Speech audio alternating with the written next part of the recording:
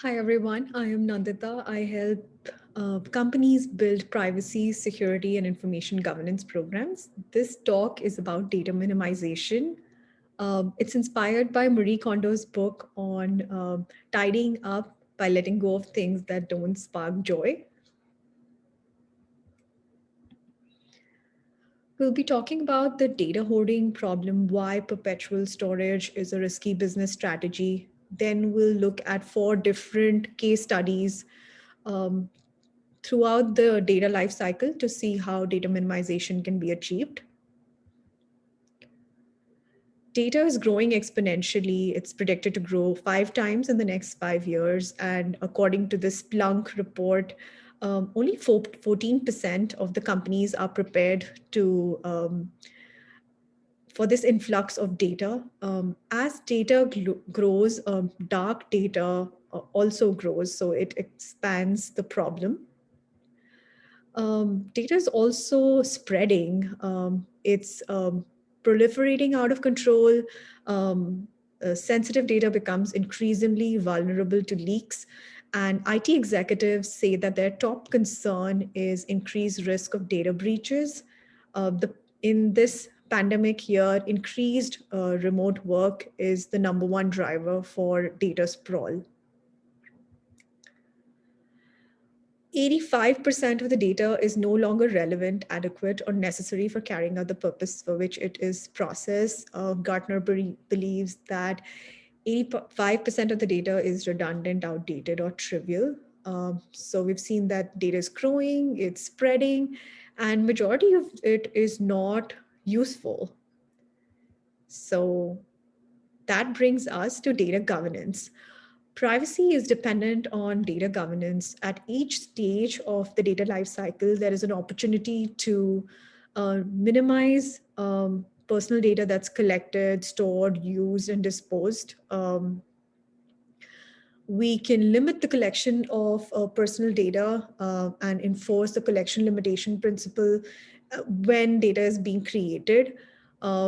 There are opportunities to prohibit personal data from being stored in unauthorized locations by discovering personal data across the enterprise and deleting it from locations where it shouldn't have been in the first place. From a usage perspective, constantly performing scans and monitoring data flows and being able to restrict non-compliant personal data sharing with third parties will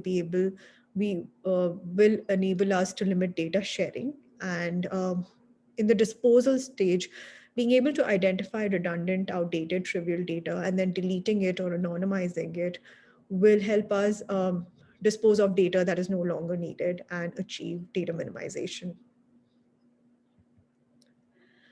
So we look at four different case studies across different industries to understand how data minimization was achieved in each stage of the data life cycle. Majority of them didn't use tools or different complicated machine learning based techniques. So we'll see how this was done using simple classification models. The first case study is an IoT company a startup that wanted to avoid profiling users, use privacy as a differentiator, and address due diligence checks from its controllers. It also wanted to comply with a different set of industry specific as well as regulatory privacy requirements. Like all startups, they did have constraints on budget and had no dedicated privacy resources. So leverage an outside company to use traditional data classification and security tools to conduct an attribute level schema analysis. They were able to develop models that prohibited certain attributes from being aggregated to profile users.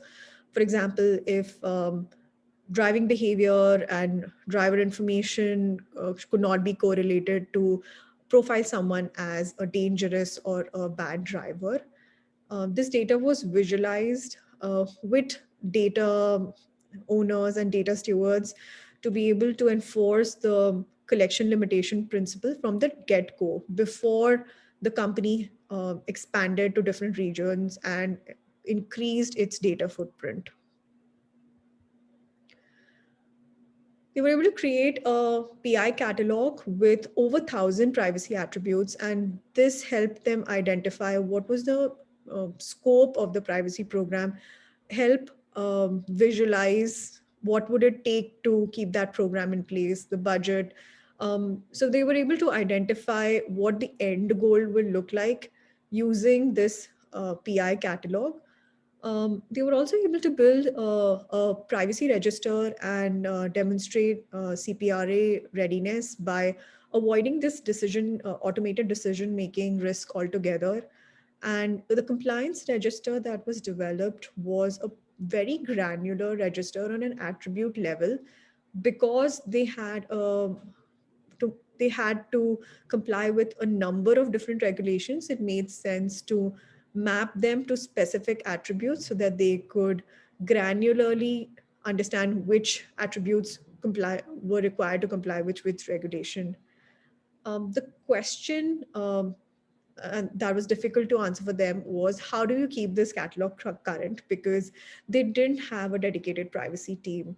So while they were establishing a privacy program and a privacy team, they established periodic scanning processes and built a phase gate process that every time there were any changes in the schema or new attributes were created, it went through an approval process and was integrated into the PI catalog.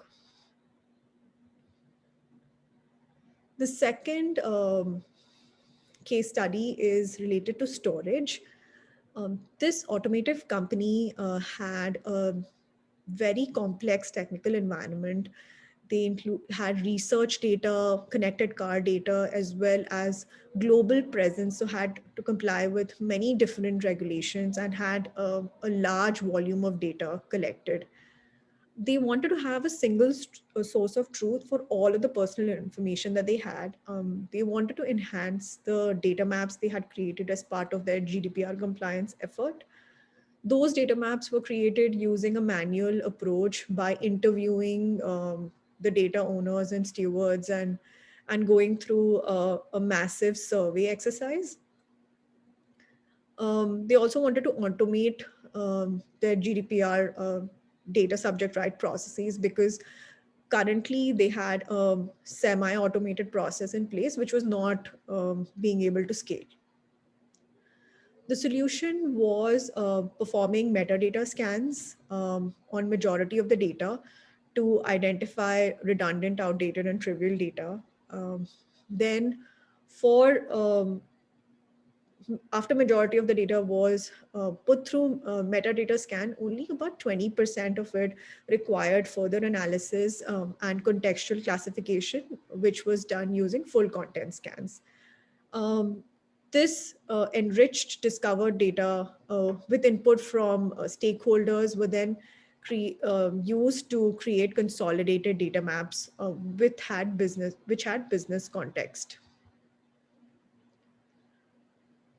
The observations from this particular case studies were that 20% of the data was in unapproved locations. These locations were in most cases over provisioned, so SharePoint sites and drives, which were pretty much open to everyone in the company.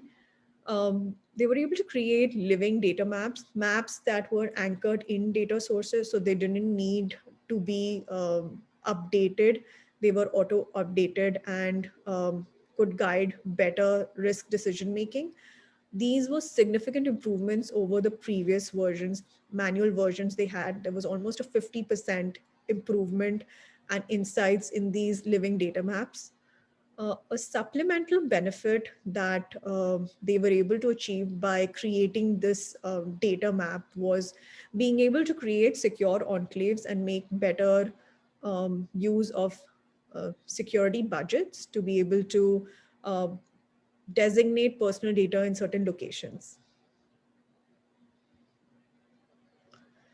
The third case study is about limiting data sharing with third parties. A consumer goods conglomerate had over 50 different brands. It was a global company, and each of those brands had their own consent management processes.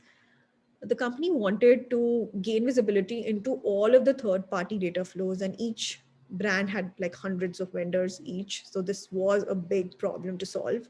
They also wanted to implement do not sell requirements under CCPA, and wanted to integrate all of the customer data they had into one data driven marketing solution, while at the same time respecting consent.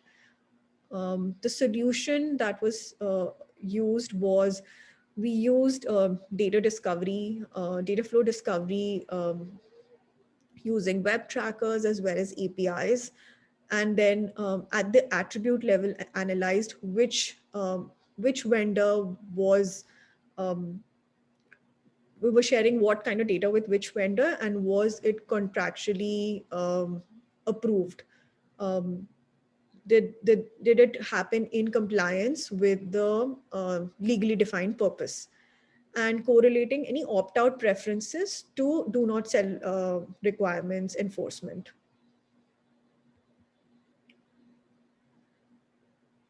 Some observations from this case study were, there was excessive data sharing in 5% of the cases, where data was being shared with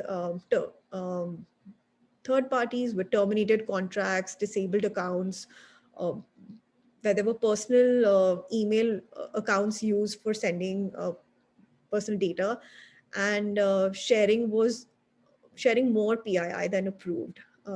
We were also able to enhance third-party reporting compliance by having record of processing activities by each um, each brand, and also enable continuous CCPA compliance by detecting new data flows.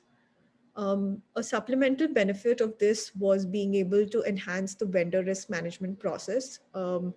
There were, because this was an ongoing scanning exercise and being able to discover data flows, we were able to identify cases where more data PII was being shared versus what was in the vendor management process. And then um, either there was an amendment in the contract and then a business purpose change, but that didn't trickle down to the vendor management solution.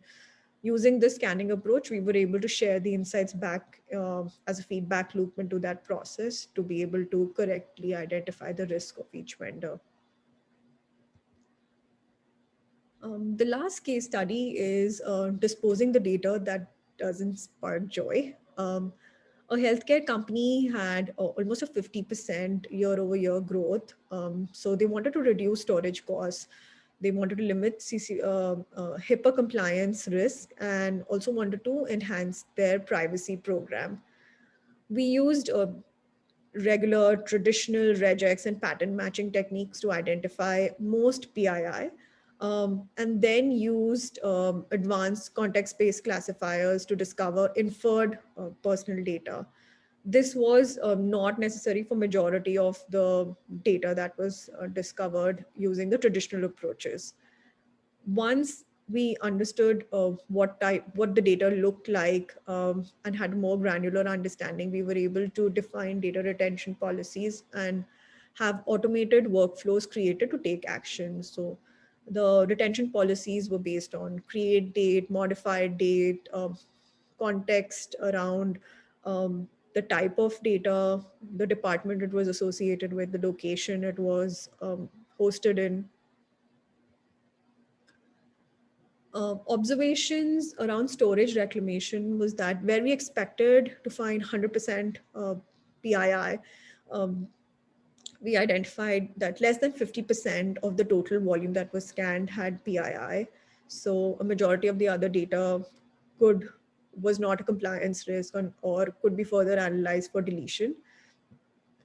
Less than 10% of the data was redundant or outdated, and a majority of the data was abandoned files. So these were files which didn't have an owner, so they were missing some context. Um, Using this observations, we were able to project that they could save 2 million a year just by deleting the toxic data. And um, the cost models were supplied by the company itself. We were also able to identify additional insights into what the data looked like to be able to enhance the out-of-box DLP rules that were in place.